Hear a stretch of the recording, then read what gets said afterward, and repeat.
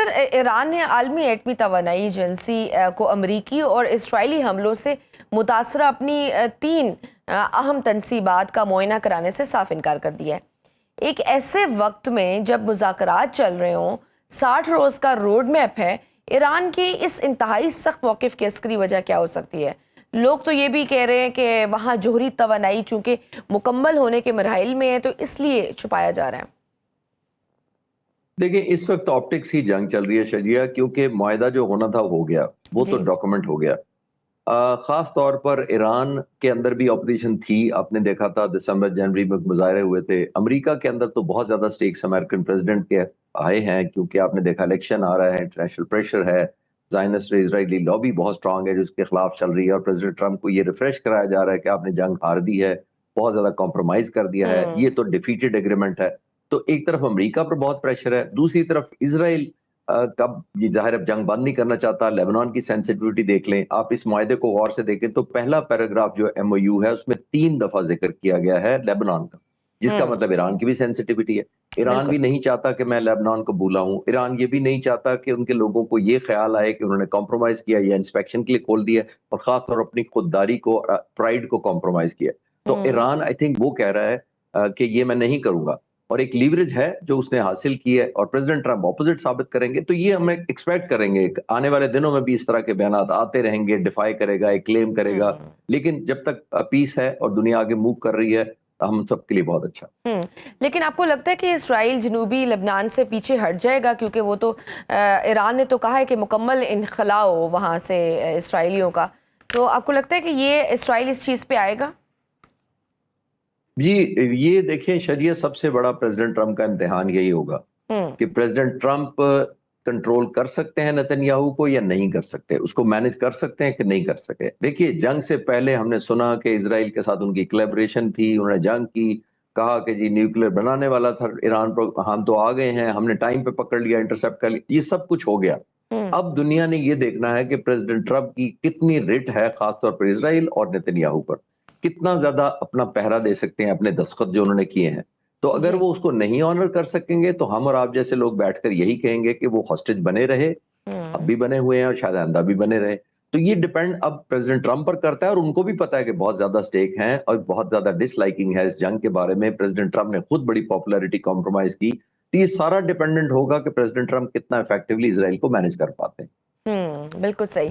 और sir, Israel के साबिक वज़ीर-ए-आज़म ने भी ये एतराफ़ किया है कि उनके दौरे हुकूमत में ईरान के अंदर हुकूमत मुखालिफ मुजाहिरीन को मुतहर्रिक रखने और इंटरनेट बहाल रखने के लिए हज़ारों की तादाद में स्टारलिंक इंटरनेट रिसीवर स्मगल किए गए थे।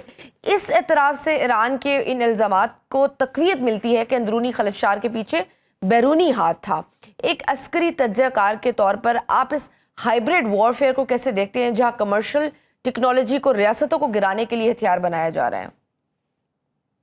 जी, मैं आपके व्यूअर्स को 2024 में भी ले जा सकता हूँ। आपको याद होगा जब एम्बेडेड एक्सप्लोसिव्स इस्तेमाल किए थे इसराइल ने, बड़ा वो कॉमन डिवाइसेस यूज की थी, हिजबुल्लाह के खिलाफ भी, इंटरनेशनल लीडर्स के खिलाफ भी उन्होंने डिवाइसेस में एक्सप्लोसिव लगाए थे। तो ये तो नई बात नहीं है। वो इसलिए कि कोई भी एथिक्स मोरालिटी इसराइल फॉलो ही नहीं करता। 2.5-3 साल से आपने देखा बमबारी हो रही है गाजा पर, जेनोसाइड हो रहा है। आप इसका भी कंपेयर करके देखें कि कितनी ब्रूटैलिटी हुई है और कितना अफसोसनाक वाकया है कि जो ईरान के साथ जंग हुई है, जहां पे अमेरिका और इसराइल मिलकर हमले कर रहे थे, वहां पे तकरीबन 3500 शहादतें हुई हैं ईरान के अंदर। जबकि हिजबुल्लाह और मुसलमान जो मारे गए हैं लेबनान में, वो तकरीबन 4000 मारे गए हैं इतनी छोटी, जबकि वहां सिर्फ इसराइल बमबारी कर रहा था। एक बात, वहां तकरीबन 1 मिलियन होमलेस हैं या डिस्प्लेस्ड हैं, उनके घर तबाह कर दिए गए, उसकी कोई बात नहीं करता। एथिक्स मोरालिटी की तो खासतौर पर इसराइल ने कभी पासदारी नहीं की। लेकिन जैसे मैंने पिछले सवाल के जवाब में अर्ज किया कि ये हमें देखना पड़ेगा कि प्रेसिडेंट ट्रंप कितना बेहतर मैनेज कर पाते हैं या नहीं। ये बहुत ज्यादा स्टेक दुनिया का भी लगा हुआ है, सिक्के का मन भी, और प्रेसिडेंट ट्रंप का अपना पॉलिटिकल करियर भी कॉम्प्रोमाइज हो सकता है। और सर, अगर हम नक्शे को देखें तो टर्की, चीन और ईरान का तजारती रूट अब तकरीबन क्लियर नजर आता है, लेकिन इस पूरी जंजीर में अफगानिस्तान सबसे कमजोर और गैर यकीनी कड़ी है। अस्करी और स्ट्रेटेजिक नुक्ते नज़र से पाकिस्तान और ईरान मिलकर अफगान तालिबान को इस इलाकाई तजारती नेटवर्क का हिस्सा बनने और अपनी सरजमीन को दहशतगर्दी के लिए इस्तेमाल ना करने पर कैसे मजबूर कर सकता है? क्योंकि अभी तो वो इंडिया के हाथों खेल रहा है ना। देखिए वो तो हमें इंटरनेशनल इन्फ्लुएंस यूज करते रहना पड़ेगा। ये वन शॉट सिस्टम कोई नहीं है, वन बटन सोल्यूशन कोई नहीं है, कोई प्लग एंड प्ले ऑप्शन नहीं है कि आपने किया और वो हो जाएगा। हमें दुनिया को याद कराते रहना पड़ेगा।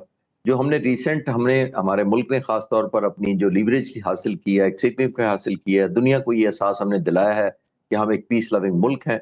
हम एक अबाइड बाय रूल करते हैं दुनिया का, लेकिन हमारे जो नेबर्स हैं वो अगर नहीं करेंगे तो हम ऑब्वियसली किसी ऐसी चीज को न्यू नॉर्मल नहीं बनने देंगे। तो हम्म। एक कोशिश अफगानिस्तान की तरफ से होती रहती है कि हमें डिस्टेबलाइज करे, लेकिन जो रीसेंट हमारी डेवलपमेंट, एक न्यू फाउंड हमने एक रेलेवेंस दुनिया में जो पाई है और हम बहुत ही रेलेवेंट हैं।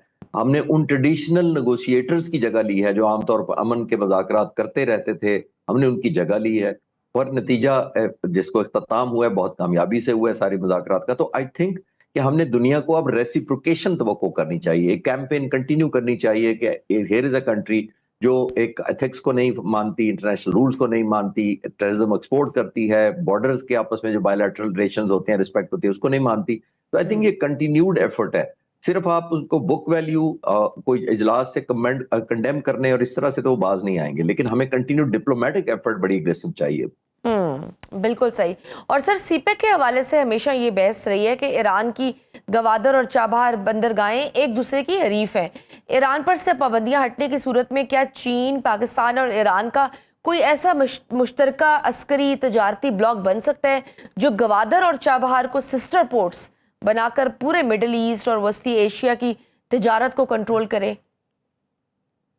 मेरा ख्याल है हमें ईरान के साथ मिलके, हमें जो मिडल ईस्ट में अगर कोई अप्रीहेंशन है कुछ मुल्कों की, और जाहिर है बहुत सारा हमारे दुश्मन भी इस इलाके में हैं जो नहीं चाहते कि पाकिस्तान के ग्वादर सी पैक तरक्की करे, चाइना को कर्टेल करना चाहते हैं बहुत सारे मुल्क, इंक्लूडिंग जाहिर है अमेरिका भी चाहता है कि एक्सपैंड ना करे ट्रेड। पाकिस्तान एक बाई प्रोडक्ट के तौर पे बहुत ज्यादा रेलिवेंट होता है जब इस तरह की ट्रेडिंग होती है दुनिया की। तो ये तो एक कंटिन्यूड एफर्ट है, लेकिन अभी थोड़ा सा जल्दी होगा कि मैं ट्रायंगुलेशन की बात करूं, लेकिन ईरान के साथ जितना हमारा ट्रस्ट है इसको वैल्यू ऐड करने में थोड़ा सा तो टाइम जरूर लगेगा, लेकिन आई एम श्योर कि जैसे मैंने अर्ज किया था पहले सवाल के जवाब में कि रियलिज्म ईरान के जहन में जरूर है, वो हम उसको कैपिटलाइज करना चाहिए।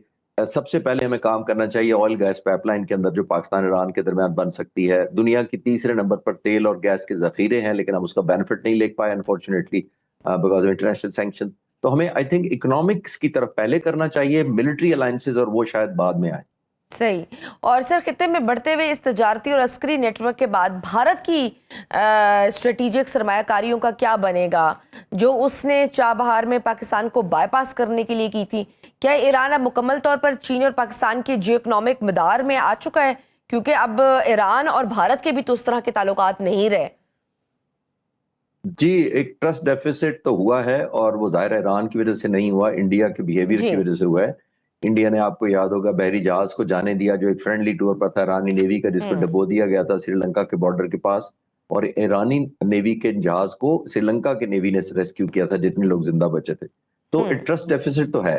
नेतन्याहू जो है उन्होंने रिसीव किया तल अवीव में इंडियन प्राइम मिनिस्टर को 26 फरवरी को, 28 को जंग शुरू हो गई।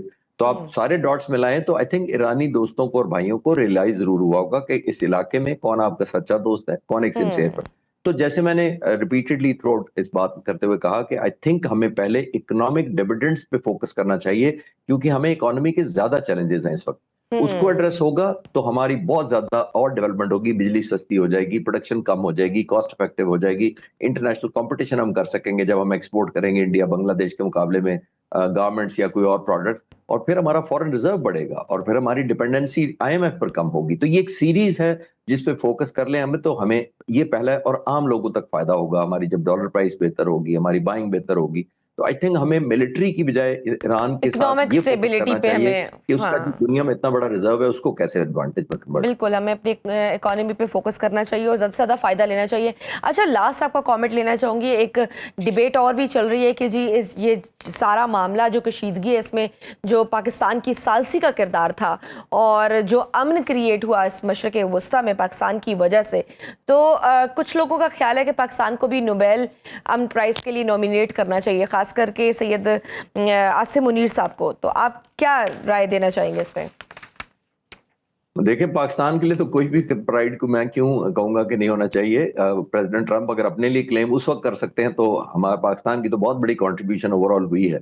लेकिन इन ऑप्टिक्स से कहीं ज्यादा हमारी एक इन्फ्लुएंस दुनिया में जो बढ़ा है, हमारा जो इमेज बढ़ा है, वो पैसों से आप नहीं खरीद सकता कोई भी मुल्क, चाहे सुपर पावर हो। आपने देखा जो हमने इमेज है उसकी तो कोई मुतबादिल ही नहीं है। दुनिया ने हमें रिस्पेक्ट किया, लाइव कवरेजेस हुई, पहले इस्लामाबाद टॉक्स की, फिर स्विट्जरलैंड की, हम होस्ट बने, हर कैमरे की आंख में हमारे सीडीएस और प्राइम मिनिस्टर नजर आए। तो आई थिंक ये इटसेल्फ ही बहुत बड़ा प्राइड है। मैं उस नो तरह डाउट। मटेरियलिस्टिकली या मीनिंगफुल नहीं देखता कि भाई वो ना हुआ तो इसका मतलब नहीं, हमारी तो क्रेडिबिलिटी अर्न हो चुकी है। एक न्यू फाउंड स्टेचर हमारा दुनिया में है अब, और हमारी बहुत इज्जत में इजाफा हुआ है। मैं इसको ज्यादा वैल्यू करता हूं जो इन मेडल्स और इनसे रिकग्निशन से ऊपर है।